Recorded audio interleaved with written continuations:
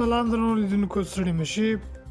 د اسلامي ورته ذبیح الله مجاهد وایي تېره شپه یې ځواکونو په کابل کې د داعش پر یو پټنځای عملیات کړي چې په پایله کې 3 داعشیان وژل شوي دي. ښاغلی مجاهد نن چهارشنبه د اوري په 2 په ټویټر لیکلي چې دا عملیات د کابل په 12مه حوزه کې د پتخاب څلورمې لارې اړوند ترسره شوي دي.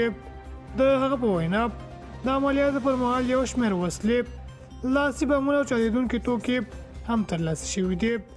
د اسلامي امارت دا هم لیکلي دا عملیات د هغو داعشیانو پر پټنځای شوي چې غوښتل یې په دې روژې میاشت کې په مقدسو ځایونو او ملکي وګړو بریدونه وکړي.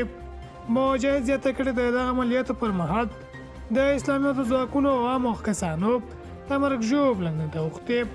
دا په داسې حال کې ده چې په دې وروستیو کې پلازمینه کابل په ګډون په یو شمېر ولایتونو کې د داعش د بریدونو زیات راپورونه ورکړل شوي دي.